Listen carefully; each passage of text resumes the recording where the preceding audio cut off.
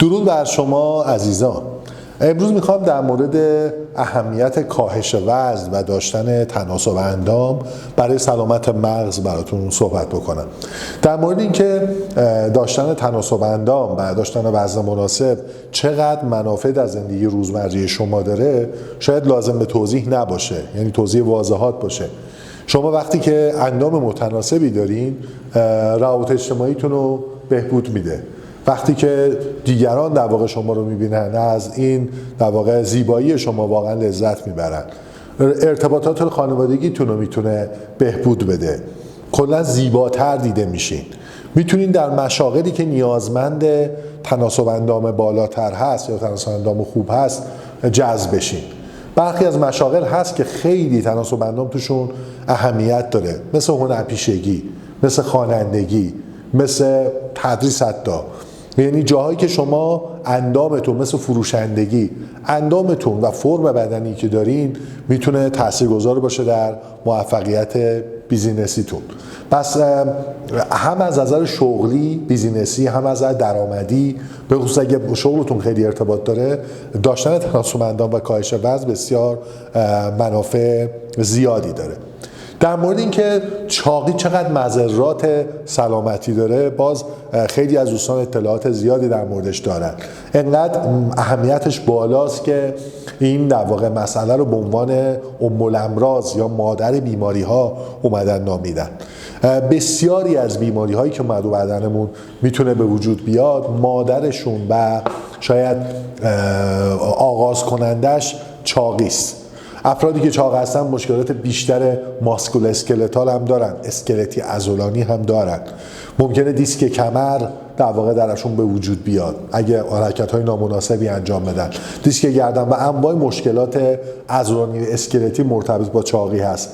اهمیت چاقی در بیماری‌های قلبی و عروقی اصلا جا برای گفتن نداره. همتون میدونین که چقدر ریسک فاکتورهای مرتبط با سکته قلبی، سکته مغزی و فشار خون رو میتونه در واقع تشدید کنه و بالا ببره و احتمال بروزش رو بیشتر کنه. در مورد ارتباط چاقی با دیابت اصلا جایی برای گفتن نیاز به گفتن نیست. ارتباطش با در واقع کبد چرب و بسیار بسیار بیماری‌های دیگه چاقی در واقع عاملش هست، چاقی در واقع عامل تشدید کنندش هست و حتما اگه بخواید از این موارد احتراز بکنین باید وزنتون رو کنترل کنین و کاهش وزن داشته باشین. در مورد اهمیت چاقی برای اهمیت کاهش وزن و مشکلاتی که چاقی برای سلامت مغز ایجاد میکنه، یافته ها جدیداً داره به بیرون میاد. توی چند ده سال گذشته خیلی فوکوس خوبی انجام شده، مطالعات قابل توجهی انجام شده و تو سالهای اخیر چیزهای خیلی جالبی پیدا کردن. کار به اینجا رسیده که حتی داشتن وزن اضافه، داشتن چاقی رو در کاهش کارکرد مغزی مؤثر میدونن. یعنی در فرد سالمی که مغزش عملاً در فرد جوان و میان سالی که مغزش هنوز مشکلی نداره، چاقی میتونه کارکرد مغزش رو کاهش بده. در سنین بالا این خطر خیلی بیشتره. افرادی که اضافه وزن دارن، چاق هستن، احتمال بروز انواع مختلف بیماری‌های استحاله مغز درشون بالاتره. ارتباط مستقیم با آلزایمر داره، ارتباط مستقیم با انواع بیماری‌های استحاله‌ای مغز داره. فقط چاقی نیست که این مسائل رو به صورت مستقیم مشکلات رو برای مغز شما ایجاد میکنه. چاقی با ایجاد سایر مشکلات عروقی، مشکلات قلبی، دیابت، از طریق اونا دوباره مغز شما رو تحت تاثیر قرار میده. یعنی فردی که چاق مبتلا به دیابته از سوی دیگر دیابت هست که میتواند مغز رو تحت تاثیر قرار بده و احتمال آسیب مغزی رو بیشتر کنه و احتمال بروز دیابت، احتمال بروز آلزایمر و عرض به خدمت بیماری‌های اختلالات زوال عقلی و مغزی رو تشدید کنه. فردی که در واقع چربی خون بالا داره، کارکرد مغزیش به صورت در واقع مستقیم ممکنه تحت تاثیر قرار بگیره. در فرد چاقی که در طولانی مدت دچار اختلال قلبی شده، خون رسانی به مغزش توسط قلبش کاهش پیدا میکنه و این مزید بر علت میشه برای آسیب‌های مختلف مغزی. در فردی که چاق هست احتمال فشار خون بالاتره. شما فشار خونتون اگه بالا باشه، میکروواسکولار دمیج یا آسیب‌های ریز عروقی در مغزتون افزایش پیدا میکنه و این از سوی دیگر باعث میشه که احتمال بروز آلزایمر زیاد بشه. فکر کنم کافی باشه در مورد اهمیتی که کاهش وزن داره توضیح دادنش که از چند بعد و از مسیرهای مختلف میتونه مغز شما رو تحت تاثیر قرار بده.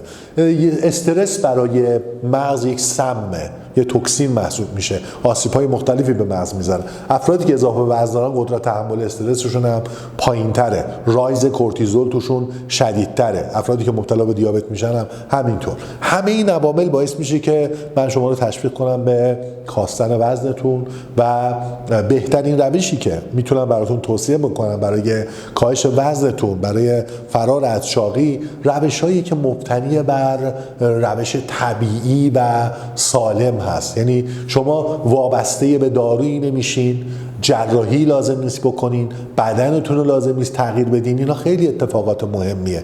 من به عنوان فردی که خودم اضافه وزن داشتم سالیان سال، تمام این آیتم ها رو بهش فکر کردم ولی هیچ وقت سراغشون نرفتم. تمام تلاشم بر روی ورزش بود و بر روی درست خوردن و کم خوردن. ورزش، درست خوردن و کم خوردن. ولی سالیان سال نتونستم این کار انجام بدم. یه تلاش حدود 20 ساله شاید با موفقیت ختم نشد تا اینکه روش آموزشی دوره لاغری فیزیولوژیک رو که ارائه دادم اینو در واقع ابداع کردم. متدهایی پیدا کردم که باید کنار کم خوردن و کنار ورزش کردن شما باید آموزش ببینین، بلد باشین و بر اساس اینها بتونین در واقع یک عملکرد موفق داشته باشین که بتونین وزن خودتون رو به صورت ایدئالی کم بکنین. این متدها یک سری آموزه هاست، یک سری دانش در مورد بدن خودتونه که من تو این دوره آموزش دادم که یه شناختی از بدن خودتون، شناختی از فیزیولوژی دستگاه گوارشی خودتون و مغز خودتون کمک میکنه که بدون رنج و عذاب و بدون اینکه آسیب به بدنتون بزنین خیلی راحت این کار رو بتونین انجام بدین. کار بسیار مهمتر دیگری که باید انجام بدین و من تو این دوره آموزش دادم یک سری ذهنیت‌های ویژه است. یعنی باید ذهنتون رو تمرین بدین، عادت بدین، به ذهنتون آموزش بدین. همه ما به غذا و به خوردن یه مدل نگاه نمی کنیم.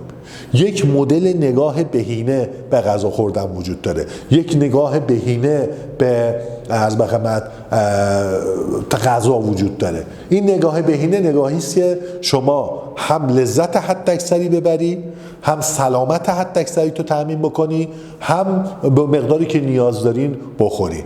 این کار چجوری میتونه انجام بگیره؟ من تو این دوره آموزشی لاغری فیزیولوژیک جلسه به جلسه راجع به ابعاد مختلفش توضیح دادم. بنابراین این دوره شامل نکاتی در مورد نوع غذاهایی که باید بخورین هست، نکاتی در مورد مقدار غذایی که باید بخورین هست، نکاتی در مورد نحوه نگاهتون به لذت از غذاست، نحوه نگاهتون به اعتیاد به غذاست، نحوه نگاه صحیحتون به غذا خوردن، شیوه لذت بردن حداکثری از غذاست، الگوی صحیح غذا خوردن هست و نکات بسیار زیادی راجع به فیزیولوژی بدنتون که چه اتفاقاتی درش میفته و این روش‌هایی که من دارم براتون توصیه میکنم به چه تغییراتی در بدنتون میتونه به وجود بیاره که بتونین به صورت موفقی این کار انجام بدین.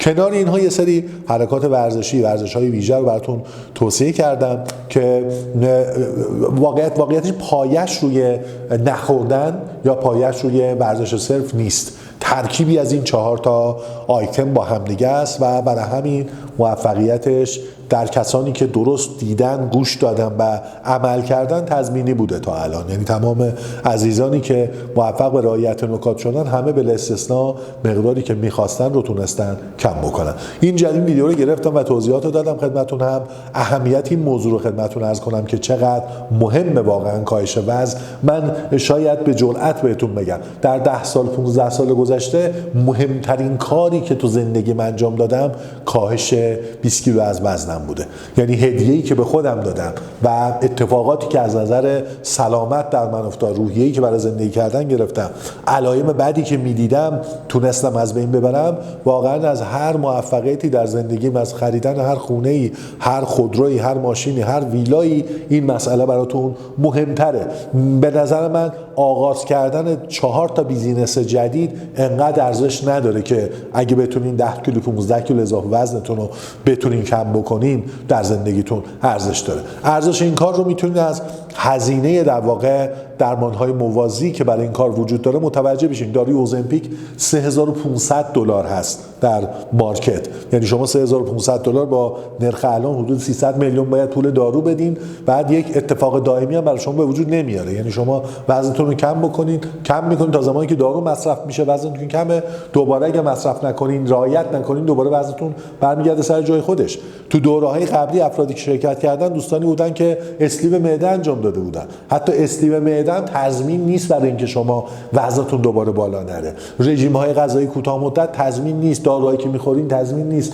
ولی این متدی که من ارائه دادم، این توضیحاتی که من خدمتتون آموزش دادم، این شیوه آموزشی که دارم گارانتی میکنه شما رو بابت اینکه اگه این متد رو یاد بگیرین، ذهنیت‌ها رو یاد بگیرین، هر زمان خواستین به این استایل برمیگردین، توان کنترل وزنتون رو در حدی که بتونین در هر هفته، حالا در شرایط خیلی خاص و با در روی خودم، البته من شاید تو هفته شده در حد در واقع 7 کیلو 8 کیلو هم کم کردم، ولی دوستان میتونن حداقل 2-3 کیلو رو راحت در طول یه هفته کم کنن. این خیلی اتفاق مثبتیه، خیلی اتفاق خوبیه اینکه شما وزنتون کامل تحت کنترل خودتون باشه. این هدیه‌ایه که من در این دوره خدمتتون دارم میدم. قیمتی که براش گذاشتیم واقعا نسبت به ارزشی که داره بسیار بسیار ارزانه. شک نکنین در این مسئله. با ما باشین برای سلامت بیشتر مغزتون.